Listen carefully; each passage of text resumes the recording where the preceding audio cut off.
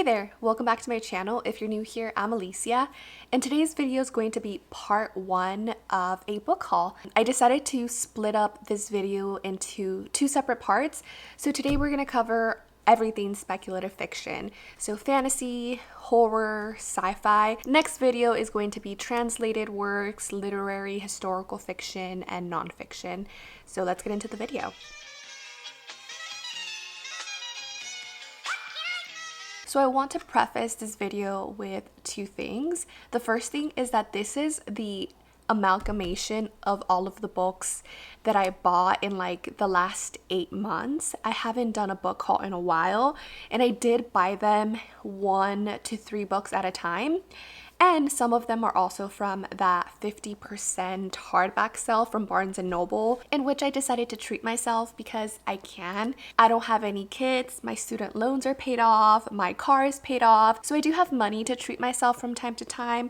And also, Ben has bought some of these books for me too. So I just wanted to preface that because there is quite a bit of books here and I don't always spend this much on books. I use the library a lot more these days. And on top of that, a lot of the books that Ben and I already have are books that we either got at yard sales or from Goodwill or from a secondhand store. So without going in any particular order, the first 2 books that I have for you are Volume 1 and Volume 2 of Attack on Titan.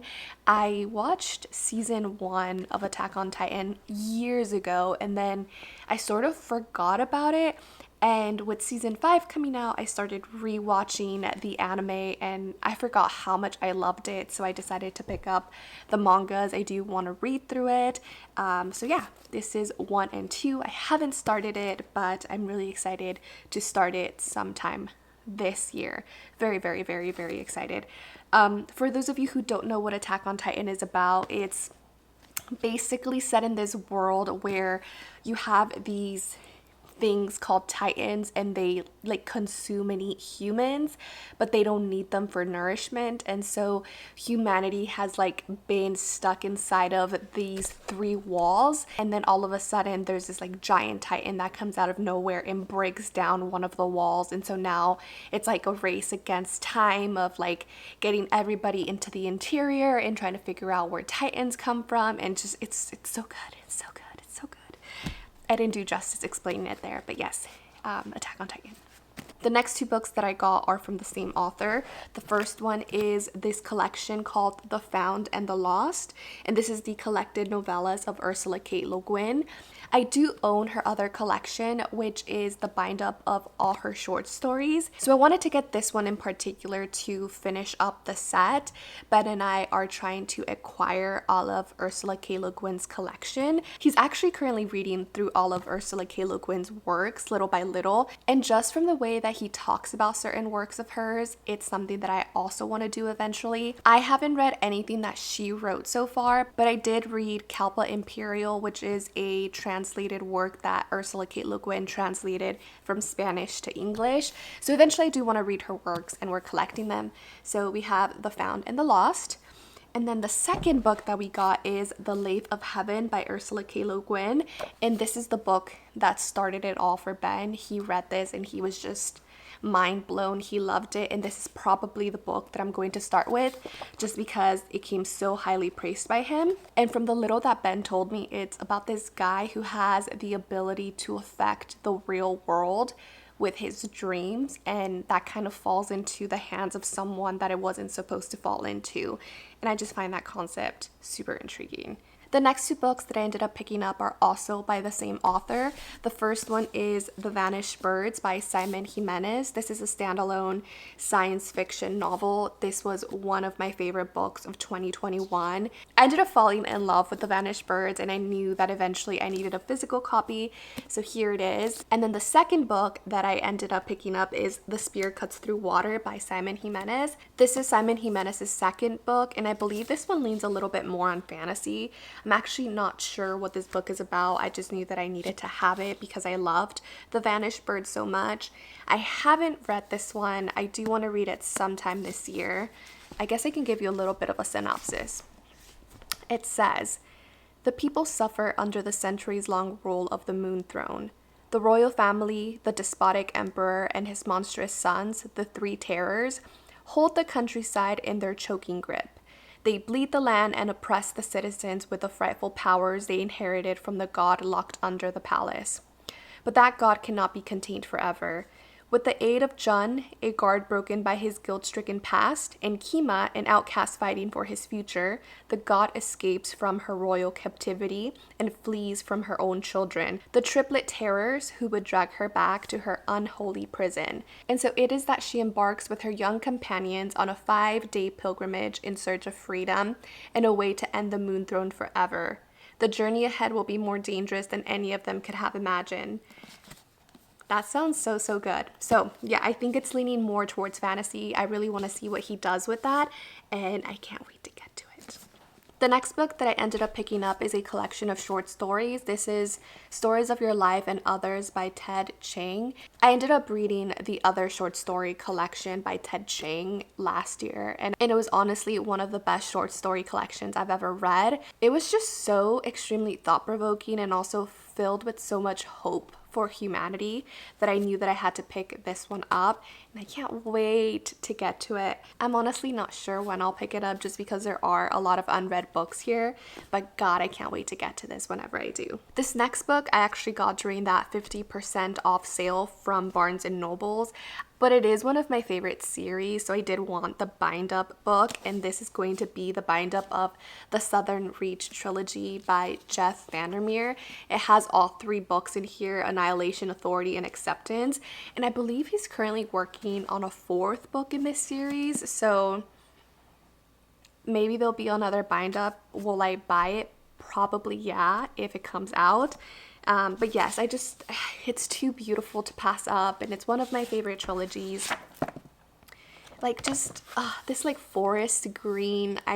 One day I will reread this series, and I'm going to read off of this one, and it's gonna be a good time, and it's so pretty. I love it. I also picked up this next book during that same 50% off sale, and this is The Silmarillion by J.R.R. Tolkien. I do own the Lord of the Rings bind-up in the same edition, so I thought again I would complete the set. I'm a set completionist. If I have one, I need to have the other, and I just thought it would look beautiful on my shelves. Have I read The Silmarillion? No. Am I going to? Yes. I just needed to have it, and it comes with this beautiful map. That's what I love about these editions, is that they come with these like hand-drawn maps, which I think it's pretty freaking cool. Here's another one. Look at this. Actually, this might just be kind of like a collector's edition for me, because I feel really bad whenever I have these really nice copies and then as I'm reading I get like my hand oils on them. Do you ever get that feeling? Like I don't know if I'll personally read this edition, but I'm just really happy that I have it. These next 2 books I got at 2 separate different points in time. The first one is going to be The Grace of Kings by Ken Liu. This is the first book to the Dandelion Dynasty, which is a series that I'm really interested in reading. I don't think I'll be able to get to it this year, but I do hope to start it late 2023, maybe early 2024. We'll see. There's other series that I'm going to prioritize this year, but I'm really hoping that I can squeeze it in. So apart from The Grace of Kings, I ended up getting Speaking Bones, which is the 4th book in the Dandelion Dynasty. Do I own the 2nd and the 3rd book? No, but it was on sale during that Barnes & Noble's 50% off sale. I had to get it in hardcover, and I'm really happy that I did, even though one of them is a paperback and one of them is a hardback. I'm really happy to have these. The next book that I ended up picking up is a physical copy of The Daughter of Dr. Moreau by Silvia Moreno Garcia. I ended up reading an advanced early copy of this book through NetGalley, and I'm slowly making my way through all of her books. She was here in Portland. Was it last year or early this year? Time just kind of has escaped me this past couple of months, but she was here within the last 3 or 4 months, and I did get her to sign it. Oh, 2022, so it was last year. She did a discussion panel with another author, Lan Samantha Chang, who's the author of The Family Chow. I'll talk about that book during the next book haul. But yeah, both of them were brilliant. They played off of each other so well. They were just witty and intelligent, and I'm really glad that I got to meet them. So I did snag this physical copy. It is a retelling of The Island of Dr. Moreau. I haven't read the original work, so I don't know how it compares to it. Another book that I ended up picking up during that literary arts festival is The Story of the 100 Promises, a novel, and this is a loose retelling of Beauty and the Beast that centers queer and trans characters. Now, I'm not someone that loves retellings, but I did meet the author, Neil Cochrane, and they were just so lovely, and I really just wanted to support their work. So I'll give you a brief synopsis. Trans sailor Dara Thorne has made a comfortable life for himself among people who love and accept him. 10 years after his exile from home, though, his sister asks him to reconcile with their alien father. Determined to resolve his feelings rather than just survive them, Dara sets off on a quest to find one person who can heal a half-dead man, the mysterious enchanter who once gave him the magic he needed to become his true self. But as far as anyone knows, no one but Dara has seen the enchanter for a century. The Story of 100 Promises is a big-hearted fantasy suffused with queer optimism. I mean, that sounds really good to me. So I will pick this up and let you know how it goes. The next book I picked up is The World We Make. This is by N.K. Jemisin, and this is part of the Great Cities duology. I think that's what it's called. The first book is The City We Became. I did read it last year. I did enjoy it enough to go on and continue with the duology, so I'll go ahead and finish it. And again, it's part of a set. I have the first book, it's in hardback. I needed the second book in hardback, and I did get this during that 50% off sale, so I don't feel too bad about buying this. But yes, this is a duology that I actually do hope to finish this year. The next book on this list that I ended up buying is Fire and Blood by George R.R. Martin. As you can tell, I'm more than halfway through it already. I've been slowly reading it over the past, I want to say 6 months, so I did get it about 6 months ago.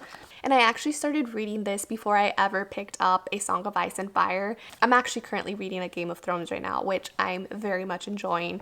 But I picked this up because, as you know, House of Dragons came out on HBO, and I wanted to get caught up with the lore as Ben and I were watching through the series. And so now I'm in this weird spot because I've already read through season 1 of House of Dragon and a little bit extra, so I do know based on canon what should be coming up next. And I don't know if I want to keep reading or if I should wait for the next season to come out and then continue reading. I'm conflicted because I know some things and I don't know what to do with them because I can't talk about them with people because I'll spoil the show, you know? So I'm conflicted. But yes, I do have this edition and I will potentially keep reading later on this year. We'll see. The next book is Babble by R.F. Kuang. This is her newest dark academia / alternate history book. I did get an ARC through NetGalley and did read through it and decided that I needed my own copy. This is a book that is not going to work for everybody. It's very slow, it's very academic, there's tons of footnotes, and the characters are kind of kept at arm's length, particularly because it's told through Robin's perspective, who's our main character, and he's kind of kept in the dark for a lot of what's going on in the back end. So we're kind of learning things as Robin is learning them, and I did read it over the span of I think 3 months. It wasn't a book that I just picked up and read like all the way through. I would pick it up every few days and read a few chapters or so, and that just really worked for me, and I ended up really enjoying it so much that I needed my own copy. So this next book I kind of just picked up on a whim. It was a cover that I saw everywhere and I thought it was very lovely, so I did pick it up and I'm really glad that I did. I actually ended up getting this for like $10 at a used bookstore, and this is Ordinary Monsters by J.M. Miro. It is a historical fantasy, and it's set in England 1882. In Victorian London, 2 children with mysterious powers are hunted by a figure of darkness, a man made of smoke. 16-year-old Charlie Ovid, despite a brutal childhood in Mississippi, doesn't have a scar on him. His body heals itself whether he wants it or not. Marlowe, a foundling from a railway freight car, shines with a strange bluish light. He can melt or mend flesh. When a jaded female detective is recruited to escort them to safety, all three begin a journey into the nature of difference and belonging and the shadowy edges of the monstrous. I don't know, that just sounded really good to me, and I don't know when I'll be starting this series, but I thought I'd go ahead and pick up the book in case I ever feel like picking this one up this year. This next book is Tread of Angels by Rebecca Roanhorse. Rebecca Roanhorse is an indigenous fantasy writer. This is her first novella, I think, and I am familiar with her work, which is why I pre-ordered this when it came out. Still haven't read it, but I am reading through her Trail of Lightning series, and I'm also reading her Between Earth and Sky series, and I'm caught up with both of them. So I did want to go ahead and pick up this novella to read something in between because I need the next installments in her other two series, which we're not getting at the moment. So yeah, I picked this one up and I can't wait to get to it. I also ended up picking up Goliath by Tochi Onyebuchi. Tochi Onyebuchi is an author that just really intrigues me. I really love their writing and their experimental storytelling. I ended up reading Riot Baby by them and also their War Girls duology, which is really, really, really good. So I thought I'd go ahead and pick up Goliath next. I did try to start it through Libby on audio and it wasn't working for me. This is a book that I actually need to sit down and read. I find that's the case with all of his books actually. So yes, Tochi Onyebuchi is another author that really intrigues me, and I'm trying to make my way through all of their works. The next book on this list is The Lost Metal by Brandon Sanderson. This is the final book to Mistborn Era 2. It did come out in 2022. As you can see, I've already read it. I ended up catching up with that series last year, and it was a good conclusion. I'm glad I'm caught up. I was going to start the Stormlight Archive this year, but I decided to hold off and instead read through A Song of Ice and Fire. Plus, we have the 4 secret works that are coming out this year, so I'll probably focus on those instead. The next book on this list is The House in the Pines by Anna Reyes. This was just a cover buy for me. I was walking around Target with my brother. We saw this book and I said, okay, I need to buy it. It is a mystery thriller and this is the author's debut novel. It says, Maya was a high school senior when her best friend Aubrey mysteriously dropped dead in front of the enigmatic man named Frank, who they'd been spending time with all summer. 7 years later, Maya lives in Boston with a loving boyfriend and is kicking the secret addiction that has allowed her to cope with what happened years ago, the gaps in her memories and the lost time that she can't account for. But her past comes rushing back when she sees a recent YouTube video in which a young woman suddenly keels over and dies in a diner while sitting across from none other than Frank. Plunged into the trauma that has defined her life, Maya heads to her Berkshire's hometown to relive that fateful summer. The influence Frank once had on her and her obsessive jealousy that nearly destroyed her friendship with Aubrey. I've been reading a lot of thrillers lately. This is probably one that I'll be reading really soon.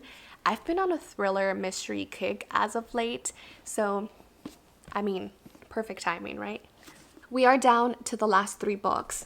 Keeping on with the mystery thriller horror theme, I ended up picking up The Hacienda by Isabel Cañas when it came out. It was actually a pre-order. I haven't read it. I know, but I hope to get to it really soon. So this was pitched as Mexican Gothic meets Rebecca, and it's about this woman, and I think her father was like captured during the Mexican Revolution or something like that, or when the Mexican government was overthrown, and so she ends up getting married to this wealthy guy who owns an hacienda, and it has like haunted house vibes, and there's something weird going on, which sounds very Rebecca-esque. I actually want to read Rebecca first and then jump into this one. I don't know, when books are compared to something else, I like to read the source material. I've read Mexican Gothics, right? I know what the vibes are in that, but I don't know what the vibes are in Rebecca. Maybe I'll do a reading vlog where I read both Rebecca and the Hacienda together and see how that goes. But yes, very excited for this one. Okay. These next 2 books I bought a long time ago, maybe like 7 months ago, but I still have them here unread. The first one is This Thing Between Us by Gus Moreno, and I believe this is a work of cosmic horror. I've heard really good things about this thing between us. So it says, ever since Vera and Thiago bought the Itza, life has gotten strange. The ads for the world's most advanced smart speaker didn't mention scratching in the walls, eerie music in the dead of night, or peculiar packages who ordered industrial strength EA. It's weird but amusing, right up until Vera is killed and Thiago's world becomes unbearable. The only thing left to do is to get as far away from Chicago as possible. But Thiago soon realizes there is no escape, not from his guilt, not from his anger, and not from the evil hunting him, feeding on his pain, looking for a way into this world. That's like very creepy and eerie. Like, I think about like just like the smart devices in our home. Like, we have the iRobot, that vacuum that maps your house, and then how it can or might, I don't remember what the article was about, but either I think Amazon was trying to buy iRobot or something like that, and how with Alexa it could like map and know like what your house is and like all of these other things. And I just find that really, really, really, really creepy, and especially with the way that people install like cameras in their house through Alexa. And anyways, I just find that super creepy. So I think that's why I've been putting this one off, because I think it's gonna creep me out, because we have a lot of Alexas in our house. So okay, this last book is called Tell Me I'm Worthless by Alison Rumfitt. So I believe this just got picked up by a different publishing company because it is being reprinted in April, I believe. And this is another take on a haunted house story.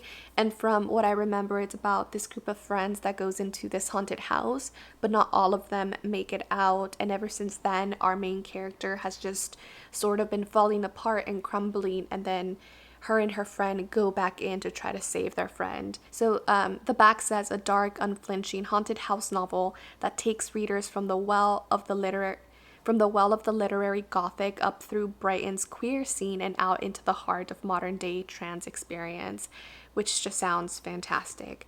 It's one that I meant to read when I first picked it up, and then with new releases and things coming out, it just kind of fell through the cracks. But it is one that I will prioritize. I do want to read Tell Me I'm Worthless within this month or next month. I will be prioritizing this one. Dang. Okay, we finally made it to the end. Thank you so much for watching. I'll be filming part 2 very soon and uploading it. That's just going to be general fiction, literary, historical fiction, and nonfiction. So I'm really excited for that book haul as well. Thanks for watching. See you later. Bye.